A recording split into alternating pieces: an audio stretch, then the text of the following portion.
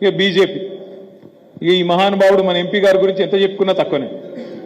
కరీంనగర్ ప్రజల యొక్క ఇజ్జత్ను ఎన్ని రకాలు తీయాలనో అన్ని రకాలుగా తీసిండి నేను ఇప్పటికే దేశ స్థాయిలో. ఎన్ని రకాలుగా మన పరువు గంగల కలపాలనో అన్ని రకాలు కలిపిండు. ఒక్క పని నువ్వు చెప్పు నాకు, కరీంనగర్ పార్లమెంటులో గత 5 ఏళ్లలో బండి సంజయ్ అనే ఎంపీ ఏం చేసిండు, ఏం పని చేసిండు దయచేసి చెప్పాలని చెప్పి నేను కోరుతా ఉన్నా. చెప్పులు మోసిండా? అమిత్ షా గారి చెప్పులు మోసుడు తప్ప నువ్వు చేసిన గొప్ప పని ఏందో దయచేసి చెప్పు స్వామి, మాకు తెలియదు. ఎందుకంటే ఒక్క గుడి కట్టలే, తెల్లారలేస్తే ధర్మం కోసం దేశం కోసం అంటాడు. కొన గుడి కట్టిండా? గుడి కట్టలే. ఒక్క బడి కట్టిండా? బడి కట్టలే. ఏం చేసిండు?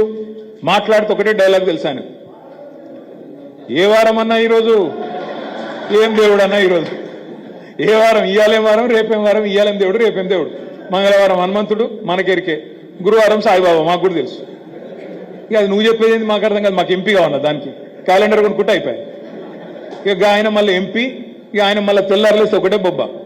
చలో మసీదులు చదువుదాం, శవం వెళ్తే మాది, శవం వెళ్తే మీది, శివం వెళ్తే మాది.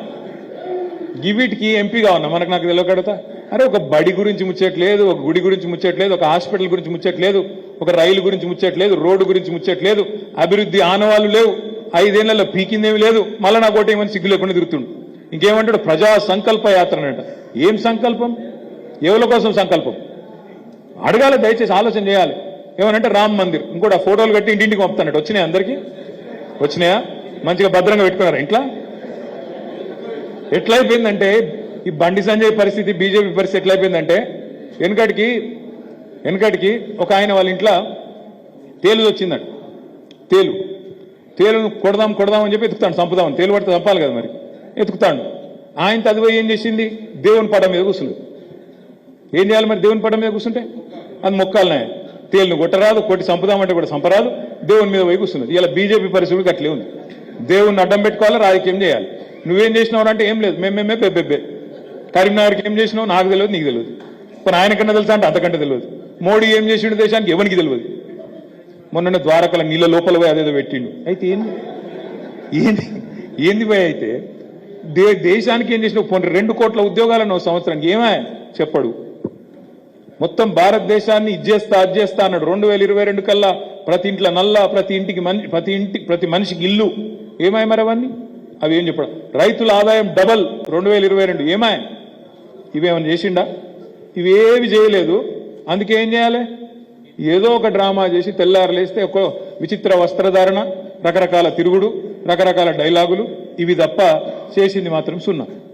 దయచేసి నేను మా తమ్ముళ్ళని చెల్లెలను కూడా కోరుతున్నా, ఒక చదువుకున్న వ్యక్తి, యోగ్యుడు, విద్యావంతుడు, మన తరపున పార్లమెంటులో ఢిల్లీలో ఉండే పెద్ద పెద్ద లీడర్లు అయినా సరే, పెద్ద పెద్ద సిపాయిలైనా సరే వాళ్ళ మెడలు వంచే సత్తా ఉన్న నాయకుడు మన వినోద్ కుమార్ గారు.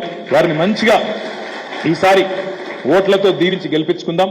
ఈ ఆగమాగం లోడలోడ సప్పుడు గలకు మోసపోకుండ్రి, ఆగం కాకుండ్రి. తిట్టుడు ఎంతసేపు నాకు రాదా తిట్టుడు? వాళ్ళకంటే దాటిగా, వాళ్ళకంటే బ్రహ్మాండంగా నాకు కూడా తిట్టేస్తుంది. కాకపోతే రోజు తెల్లారలేస్తే గదే బూత్ పురాణం, ఇంకో పని లేదా మనకు?